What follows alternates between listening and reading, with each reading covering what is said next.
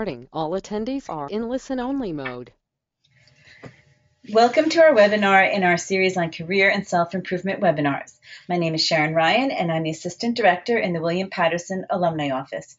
Before I introduce our presenter, I'd like to go over how the webinar will work. First of all, you will be able to view the presentation on your computer screen. You will also be able to hear the presentation through your computer's audio system. Please feel free to ask questions by typing them in. We will monitor your questions and stop occasionally to answer any questions. All questions not answered in today's webinar will be addressed after the webinar is completed, and all attendees will receive the questions and answers after the webinar is done. In addition, we will be posting this on our YouTube channel. And now I'd like to introduce today's speaker. Deborah Sheffield is an academic advisor and coordinator of retention services at William Patterson University. She has been with the university for 8 years and has also been a career counselor and an adjunct professor in the communication department. She has an undergraduate degree in communication and a master's in counseling. Before working at William Patterson, she was an MBA advisor at NJIT. So now, without further ado, I'd like to introduce Deborah Sheffield, presenting Major Myths and Career Truths. Thank you very much, and welcome to our audience. And I hope you enjoyed the free day off yesterday without digging out of too much snow, the blizzard that never was, right? Today, I'd like to talk about major myths and career truths. So our audience today, I've been told, is comprised of some students, possibly, some alumni, and some parents of students. So we have a very diverse audience. So I'm going to keep that in mind as I'm going through my slides. First, I'd like to talk about what led our students, and if you are a student, ourselves, to choose a major.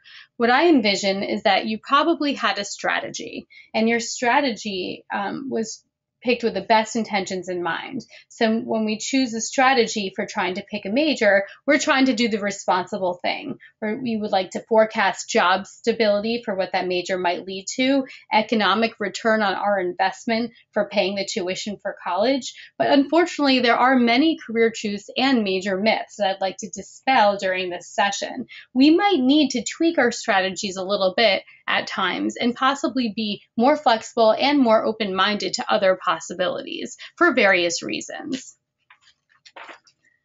So if you're a student or a parent of a student, what I think you might have done is perhaps you had a dinner one Sunday night and you were talking with your student about the possibility for different majors and different career paths. And here are some myths that I commonly hear in my 10 years of experience as both a career counselor and an academic advisor. So something I might hear is, I've heard there's a nursing shortage, therefore that's the best major to pick.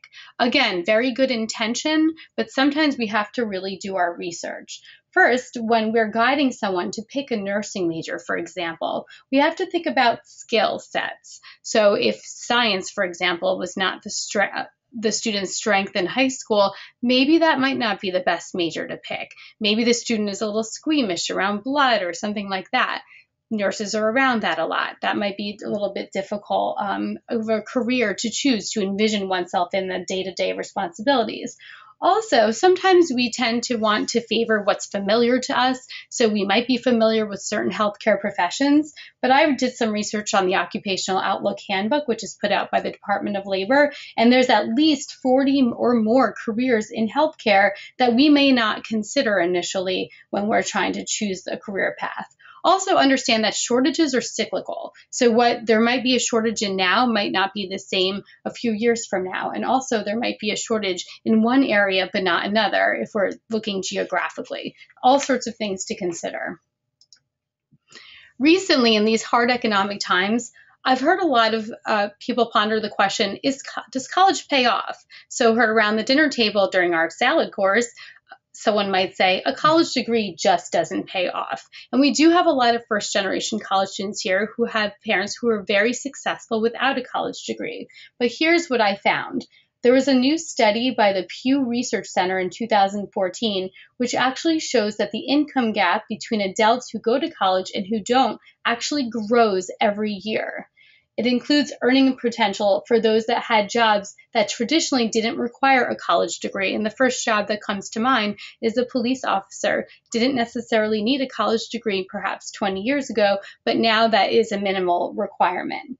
Paul Taylor, the vice president of Pew, actually stated that in a modern knowledge-based economy, the only thing more expensive than going to college is not going to college.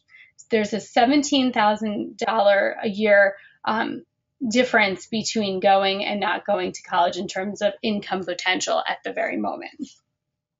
Next, heard around the dinner table during our soup course, if you want to be a manager, you'll need to major in business.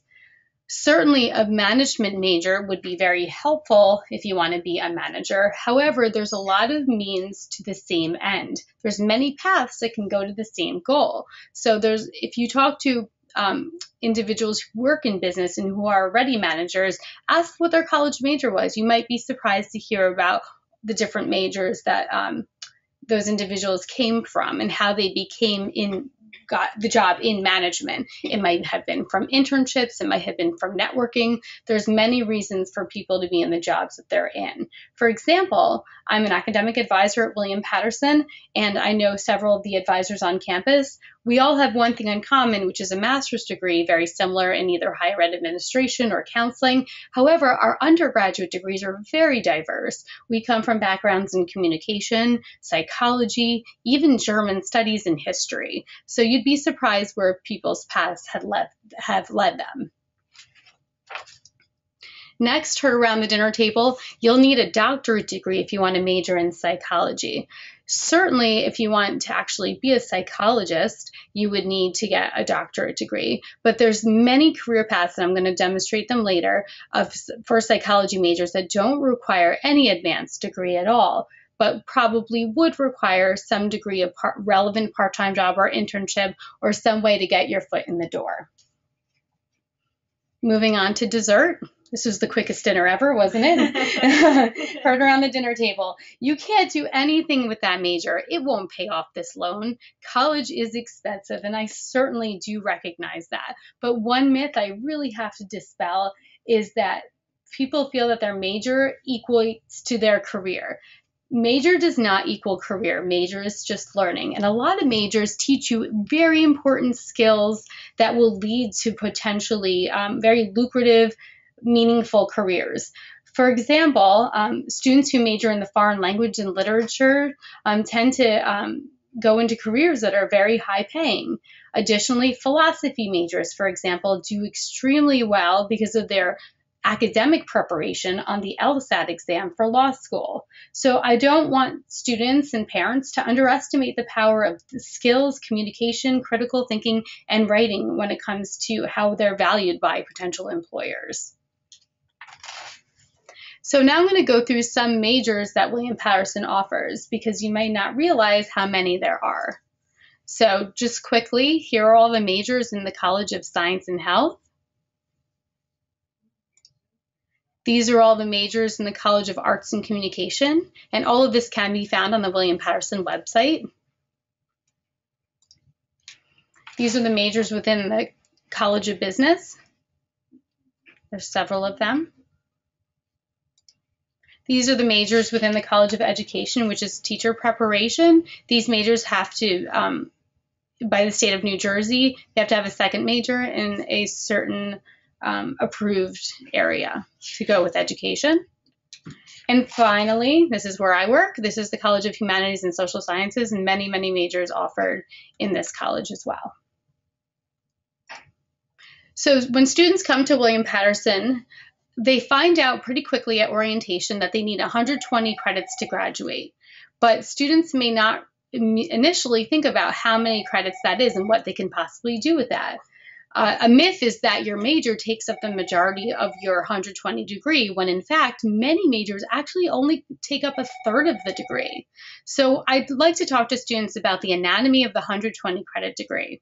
So here's how 120 credits can break down. Most college classes are about 3 credits. So 120 credits is about taking 40 courses or so. So all students need to take a third of their courses in the core requirements that's required of all students. All students have to take a history, for example, a philosophy, an English, a literature class, personal well-being, etc. Most freshmen are in these classes. What else can they do, though? That's only a third of the 120 credit degree. The other 80 credits have to be filled up in some way. So a 60 credit major, for example, such as a business major or some of the science majors and some electives, or a 30 to 40 credit major and an 18 credit minor, and still there would be room left over for electives. A double major, which is very easily done in the 120 credits, which is about 30 to 40 credits, and that's very impressive to employers. A student can opt to do a major and a lot of electives if they like to have a lot of flexibility. However, I would caution students that this isn't necessarily the best way to impress a potential employer by just taking a lot of electives. It doesn't make the student look like they have a lot of direction. An education major and a compatible major, like I said, it's the law in New Jersey that you have to have a double major with education, so that's a must. Or a major in a pre-professional program, such as pre-physical therapy, pre-med, pre-dental. There's a lot of ways to get to the 120 credits and a lot of ways to make a student feel fulfilled with those 120 credits. Let's take a look at motivation for major selection. I find this really interesting. So there's a theory, and it's called the self-determination theory perspective on why students choose different majors and how students feel using those motivations to choose majors. What's the outcome of having those motivations when a major has been chosen? So one way to choose a major is through intrinsic motivation. This is undertaking action because the major is inherently interesting or enjoyable to the student. Example, an interest in a subject area or just simply intellectual curiosity. Choosing a major you love. This is actually a really positive way to choose a major, and this leads to the highest level of campus satisfaction for students. Choosing a major you love and are passionate about, the career will follow. For example, I recently went to a meeting for anthropology majors, and it's a very small department, but very close-knit. The faculty in that department know all the students very well. Students tend to study abroad in that department and have a lot of internships, and there's a lot of opportunity and interest. So someone who may not know a lot about anthropology would feel very welcome going into that department and may find a passion for it. Students in that major tend to be very happy, and there's a lot of examples around it for different majors where students feel very comfortable. That's just one example of some of those students may have gone into anthropology because they were simply had intellectual curiosity about it. But the outcome is they may find that there's a whole plethora of careers that can come out of an anthropology major, which there are. Another motivation is the internal extrinsic motivation. So follow me through this.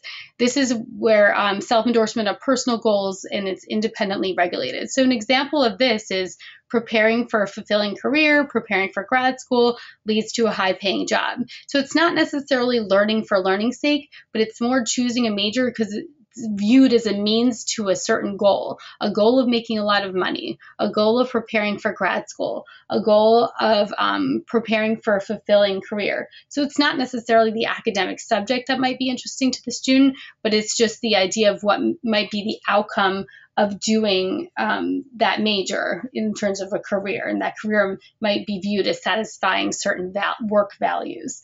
But what I do caution students with this kind of motivation is to definitely do their research, because they might be misinformed. They might think that if you want to go into one career path, for example, if they want to go into criminal justice, that they might feel that they have to major in criminology and criminal justice, and certainly that would be a major they'd probably really enjoy. But in fact, students can go into that field with a variety of different majors.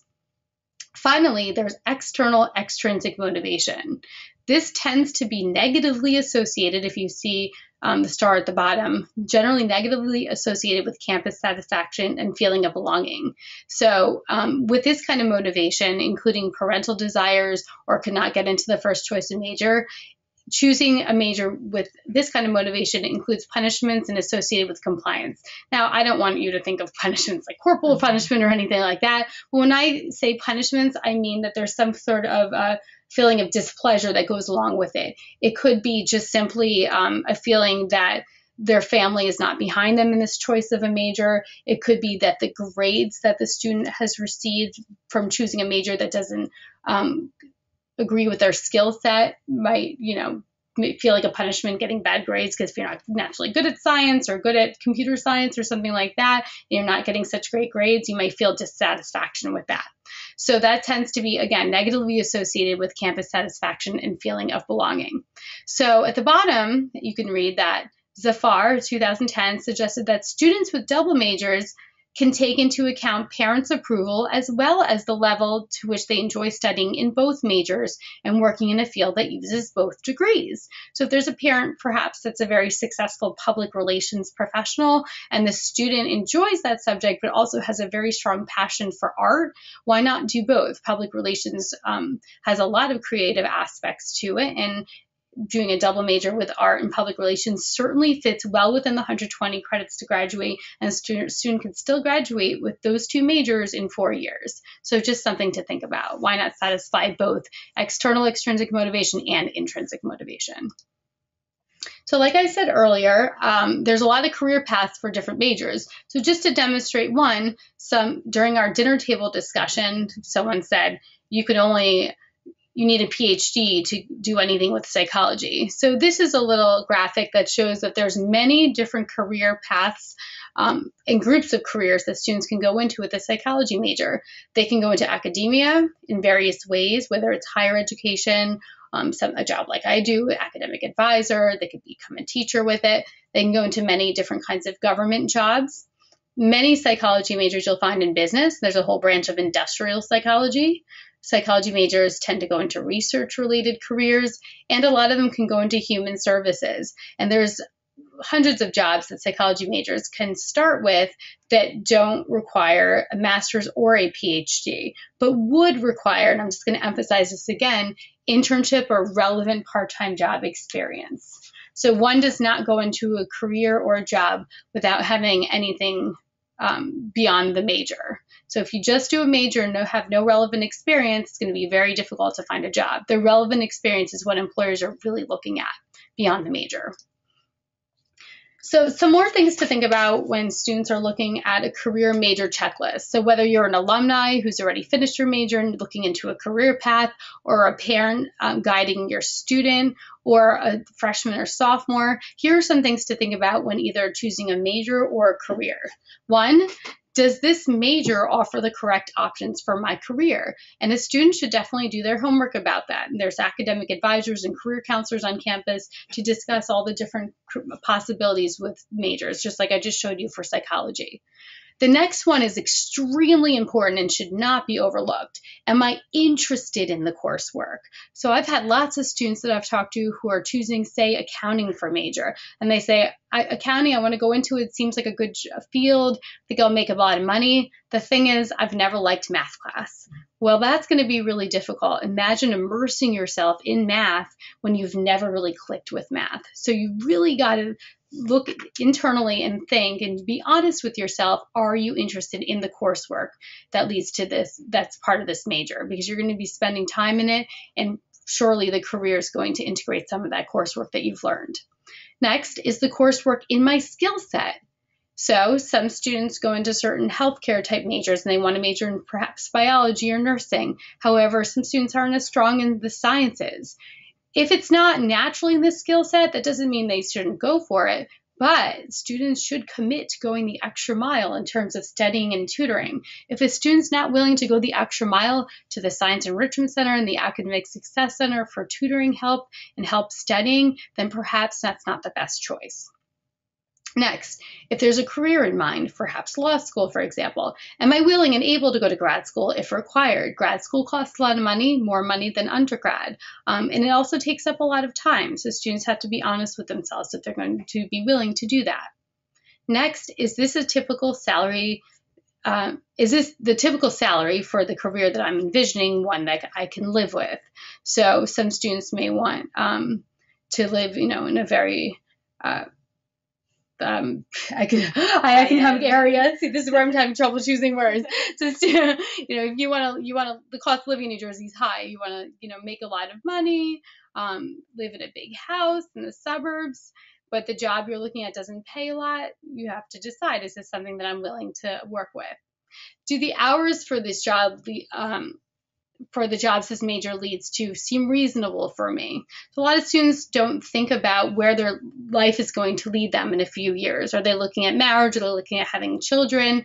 Do they want to work only a 40-hour work week? Are they willing to do overtime and travel? Does that sound like something that they can envision in a few years? Will I be happy with the day-to-day job functions? So some students might be looking at going into computer software engineering or something like that. Is that something that they could envision if they're looking at doing something that's very social in nature, or where they're teaching or something like that? Would it be comfortable for a student to go into that? Finally, can I envision myself in this work environment, whether it's indoors or outdoors in an office setting? Am I comfortable with the job security? And just like the weathermen cannot predict the blizzard coming, we can't always predict if there's going to be job security with a certain job. Where there's a lot of job security today might not be the same in 4 years. So this isn't necessarily something that we can always predict. So what's important is to just really choose a major that could possibly lead to several career paths that a student might enjoy. Do I have the real scoop on what this job entails? In my field, there's something called Hollywood majors, where students tend to watch shows on TV and think, hey, that's reality. If I'm a lawyer, I'm going to be in the courtroom, I'm going to be arguing, I'm going to be up there speaking, I'm going to look like a hero. Well, not necessarily. A lot of lawyers spend a lot of time doing research in their offices and really rarely ever see the courtroom. So doing research on either the Occupational Outlook Handbook or ONET would be very beneficial to a student to really understand what a job entails. Finally, this is a really introspective question. Is this who I am or who others think I am? So some people don't really know who you are. Only you know who you are. You know your strengths. You know your weaknesses. You know what you enjoy. You know what you don't enjoy. For example, when I was younger, I used to be a very good writer, and everyone thought that I was going to grow up and be an author. But that just, although I was decent at writing, it's not something that I particularly found very enjoyable and something that I want to do for a career. So try to separate. Is this who others think I am or who I am? So take a look back at this, and hopefully you checked it off as we went along. Next, I want to just mention to you that employers that come to the William Patterson University job fairs tend to say, what majors are you seeking? And a lot of them say, we're seeking all majors, because what they really want is the person. It's not what major the student had, it's how the student presents themselves, what kind of internships and relevant part-time jobs they might have had, what kind of leadership skills they had. Things like that are more important to employers than the major. Major typically lands pretty low on the list. So that's why it's even more important to choose a major that a student can find enjoyable. This is what real employers say. This is really what employers look for. And it doesn't matter what career or what field, this is typically what employers look for. Soft skills, such as ability to communicate verbally with persons inside and outside the organization, ability to work in a team structure, ability to make decisions and solve problems, ability to plan, organize, and prioritize work, ability to obtain and process information, ability to analyze quantitative data, technical knowledge related to the job, proficiency with computer software programs, ability to create and or edit written reports, and ability to sell or influence others. So there's a lot of different skills that employers look for, and any major can help to prepare students for these types of skills. And internship experience. So just to reiterate once more, this is really what matters most to employers. To volunteer and get involved in clubs and organizations, whether you're a parent who's going to use this information for their student, or whether you are an alumni or a student, volunteer and get involved in clubs and organizations. Build that resume, build connections, and be fulfilled. Realize the importance of practical experience, especially internships. There's internship coordinators, faculty internship coordinators in every major to help students to find internships. There's also the Career Development Center on campus, which is in the Student Center. All can help with finding internships. learning how to network in the modern world. So networking isn't necessarily just face-to-face anymore, and it's not who you know or who a relative knows. The good thing is networking has really expanded, and your network can expand through LinkedIn. LinkedIn is sort of like Facebook, but it's a professional networking site where you can really link with others in the field, and you can join discussion groups and even search for jobs in the field that you might want to go into. Also, another way to network in the modern world is to attend conferences. So in my field, there's the NACADA conference, the National Academic Advisors Associations, and often we see a few grad students at each conference, but not that many, and that's how you really distinguish yourself. If you go to a professional conference and you network there, people are really going to remember you. Next, if you're a parent of a student or an alumni, try to develop your transferable skills. So where you may have waited tables or worked in retail, you have transferable skills such as multitasking and communication skills. And like I talked about a couple slides ago, those are really the most important skills that employers are looking for. Here are some useful websites to read: ONET Online and bls.gov/OCO, which is the Occupational Outlook Handbook. These websites contain very accurate information about different career paths and fields. And they do try to forecast where those fields are going to go in a few years. But again, just like we couldn't forecast this blizzard yesterday, that might not necessarily, I wouldn't take it as 100% guide. Just take it as something just to know, just to keep in your back pocket, and choose a major that may lead to one of several career paths that you might be interested in. What I didn't mention before is that typically a person will change their job several times in their life. It used to be you kept one job for life. Now you'll go from career to career to career. It's very rare to keep one job for the rest of your life. So just know that going in, and just choose a major that you'll love what you learn and could open the door to many different career paths. There's a new program called the Alumni Mentoring Program through the Career Development Center, where you can actually find a mentor. So if you have a career path that you have in mind at the moment, and again, that might change, you can find a mentor to help to talk to you about how did they get into that field and what kind of advice can they give you to go into that field as well. And whether it's you or a loved one, refer them to the Career Development Center, who also work with alumni and academic advisors for more assistance and support. And there's also more info on their website. They have different career paths for different majors, just like I showed you with psychology. So that's right on the Career Development website. And make sure you start early. Don't wait until the end of senior year to begin this process of exploration. Start it really early. We see too many seniors who haven't used these services that are included in tuition. And so just to end it on a fun note, here's some famous people and some of their majors, and you might be surprised. Jake Gyllenhaal majored in Eastern religion and philosophy. Harrison Ford majored in philosophy as well. Philosophy, very popular. Ashton Kutcher, biomedical engineering. Michael Jordan majored in geography. Our president, William Patterson, President Waldron, majored in Latin American history. Regis Philbin majored in sociology. Edward Norton majored in history. And Ashley Judd majored in French. Very interesting. I just want to leave you with one quote from Michael Eisner, the former CEO of Disney. He was an English literature major. He defended his liberal arts education in an article published by USA Today, saying that literature is unbelievably helpful because no matter what business you are in, you are dealing with interpersonal relationships, Eisner wrote. It gives you an appreciation of what makes people tick. So again, I am Deborah Sheffield, Academic Advisor and Coordinator of Retention Services. I'm in the College of Humanities and Social Sciences at the moment, and I welcome any questions that you might have. We have a question for you. Okay. How important would you say it is to research, I guess you could call it the time frame of a career? So say you want to be a VP of something. Mm-hmm.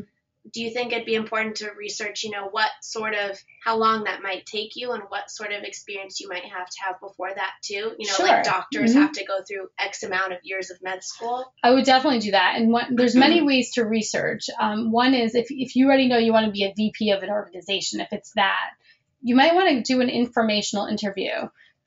People in their careers love to talk about themselves and their career paths that got them there. So an informational interview, if you want to call up an organization and talk to someone, hey, can I just talk to someone for just a few minutes? A vice president might be a little hard to get a hold of, so you might be able to read that information online. But if you see someone, you want to sit where they're sitting one day, ask them for an informational interview. I would dare to say that most professionals would be very happy to do that, to talk about where they've been. And also, like I mentioned before, there's the alumni mentoring program now through the Career Development Center that could be helpful on the same respect. Thank you. You're welcome. Are there any more questions? Any more questions? Okay. No. Well, thank you very Well, much. Thank you, Deborah. If no one has any more questions, we're going to end it now. We hope you enjoyed Deborah. Again, she's great at doing these webinars for us. And if you do have any other questions that you just didn't have a chance to do right now, please send them to us. Put them in the poll you're going to get when you exit out of here.